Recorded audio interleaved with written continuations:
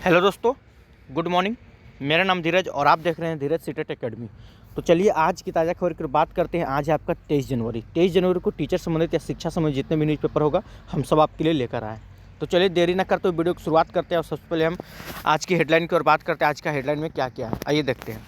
देखिए, सबसे पहले अगर हम बात कर लें तो बीपीएससी तीसरे चरण की शिक्षकों की काउंसलिंग शुरू हो चुकी है और कहा जा रहा है कि प्रमाण पत्रों की जाँच शुरू हुई तो भाग निकले अभ्यर्थी। मतलब जैसे ही प्रमाण पत्रों की जांच शुरू हुआ वैसे ही भागना शुरू कर दिए। कोई सीटेट में फेल है तो कोई कुछ में फेल है, ठीक है, इसको लेकर।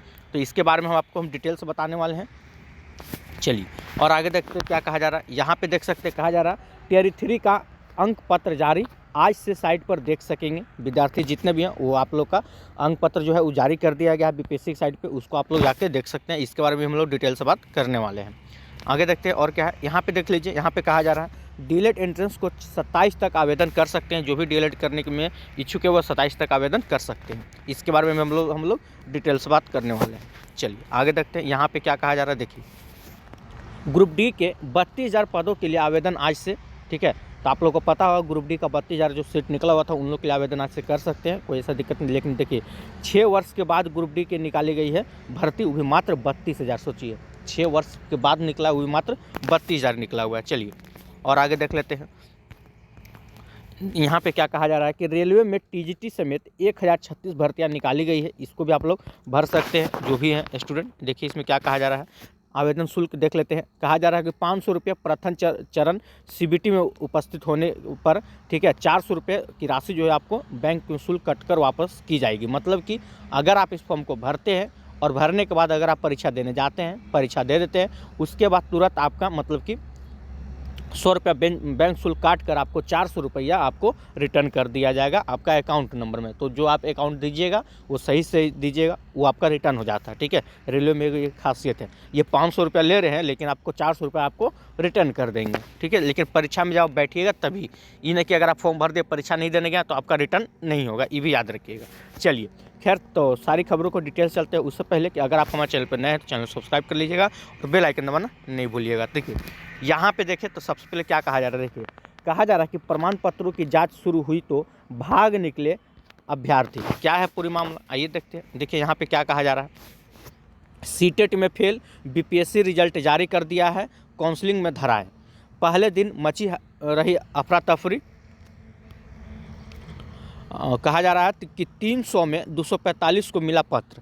मतलब कि यहाँ से देखिए तो 55 स्टूडेंट ऐसे थे जो फर्जीवाड़ा में लिस्ट में शामिल हो गए, ठीक है। इसके बारे में आप लोग को हम बता देते हैं क्या है। देखिए सीटेट में जैसे आपको पता होगा काउंसलिंग आज कल से शुरू हुआ। बहुत लोग ऐसे थे जो फॉर्म भी भर दिए थे, सारा चीज़ कर दिए थे, बीपीएससी का रिजल्ट भी आएगा, उसका बीपीएससी में उनका सिलेक्शन भी हो गया।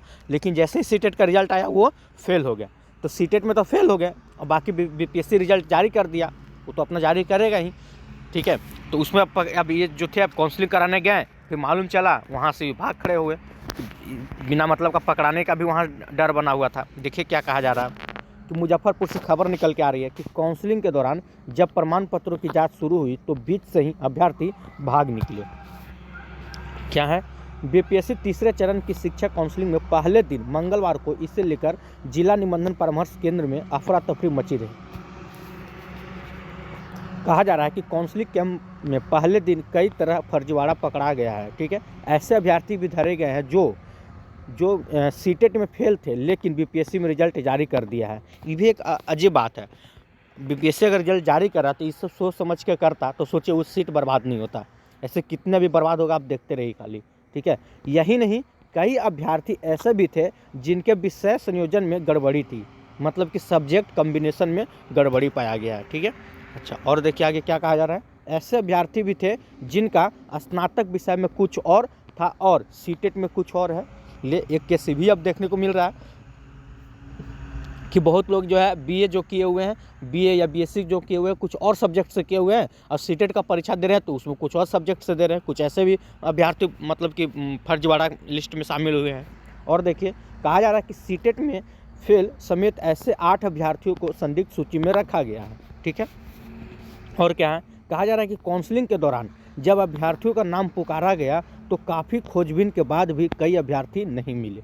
जैसे ही आप काउंसलिंग के लिए वहाँ डॉक्यूमेंट जमा करते हैं तो आपका नाम पुकारा जाता है, तो वैसे में वो सब जो स्टूडेंट थे उन लोग सब भाग खड़े हुए, उन लोग मतलब वहाँ थे ही नहीं।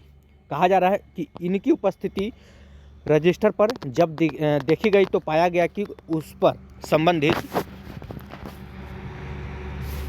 अभ्यर्थी ने हस्ताक्षर किए हुए हैं। इसके बाद इनका कोई अता पता नहीं है।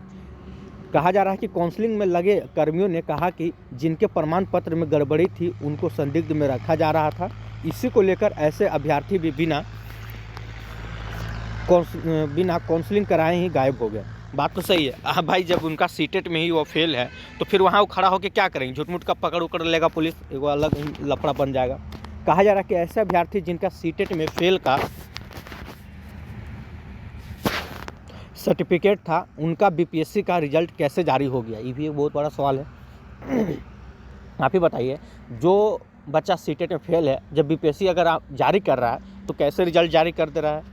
कहा जा रहा है कि इस पर सवाल उठते रहे हैं। पहले दिन ओटीपी को लेकर भी अभ्यर्थियों को परेशानी हुई है। कई अभ्यर्थी अंतिम स्लॉट पर तक इंतजार करते रहे। पहले दिन 300 अभ्यर्थियों की काउंसलिंग हुई थी, जिनमें 245 को काउंसलिंग का प्रमाण पत्र मिला, लेकिन 55 स्टूडेंट ऐसे थे जिनको प्रमाण पत्र नहीं दिया गया क्योंकि वो फर्जीवाड़ा की लिस्ट में शामिल हो चुके हैं। सोचिए, तो ये 55 को जो सीट था, इन लोग कुछ ना कुछ में अपना गड़बड़ी ही, चाहे कुछ सीटेट के फेल के लिए ले लीजिए या कुछ और सब्जेक्ट कम्बिनेशन को ले लीजिए।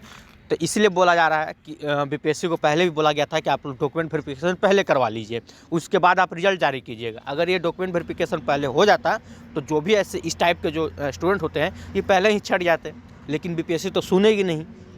इसलिए बोला जाता है कि आप डॉक्यूमेंट वेरिफिकेशन पहले करवा लीजिए। अगर पहले होता तो मतलब जितना आप रिजल्ट दे रहे हैं, जैसे 87 या 84 हज़ार का सीट था मान लीजिए, ठीक है, 84 हज़ार, तो आप 84 हज़ार स्टूडेंट नहीं, 84 हज़ार का दुगना बुलाते, जितना भी होता है इसका दुगना स्टूडेंट वहाँ बुला लेते। उसके बाद आप काउंसलिंग मतलब कि डॉक्यूमेंट वेरिफिकेशन करवाते। या बहुत ऐसे परीक्षा में ना, जैसे रेलवे में जो होता है ग्रुप डी सबका होता है, जितना का सीट है ना उसका 3 गुना 4 गुना स्टूडेंट को बुलाया जाता है, ठीक है। वो अपना आते हैं, फिर दिखाते हैं डॉक्यूमेंट, ये सब होता है, वेरिफिकेशन होता है, बहुत लोग छटते हैं, तो उसके जगह पे दूसरा कोई को रखा जाता है। लेकिन बीपीएससी ऐसा नहीं करती है। खैर चलिए देखते हैं इसमें क्या है। आइए आगे देखते हैं। कहा जा रहा है कि टीआर 3 का अंक पत्र जारी हो चुका है, आज से साइट पर देख सकते हैं। कहा जा रहा है सभी सीट पर परिणाम नहीं जारी करने पर धरना पर बैठे हुए। अब देखिए, अब सभी सीट पर परिणाम जारी नहीं हुआ, किस पे नहीं हुआ, तो आइए उस पर भी देख लेते हैं। कहा जा रहा है बीपीएससी ने टीआर 3 का अंक पत्र अपलोड कर दिया है, जिन्हें बुधवार से अभ्यर्थी देख सकते हैं, ठीक है।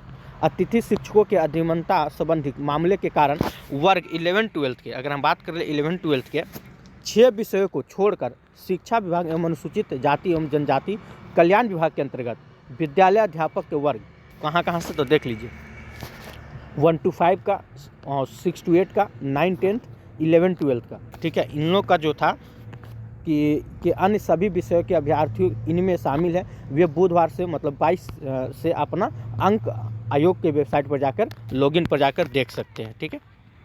देख सकते क्या क्या करना, लॉगिन आईडी और पासवर्ड से लॉगिन करने के बाद अपना डैशबोर्ड पर जाकर देख सकते हैं।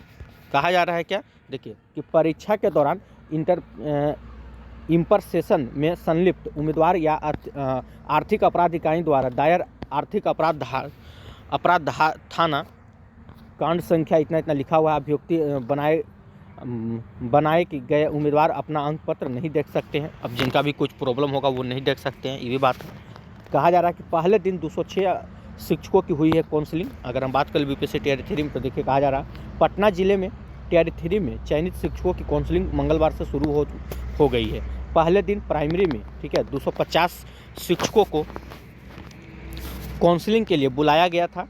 काउंसलिंग के दौरान पहले दिन 206 शिक्षक पहुंच सके। काउंसलिंग 30 जनवरी तक चलेगी, ठीक है।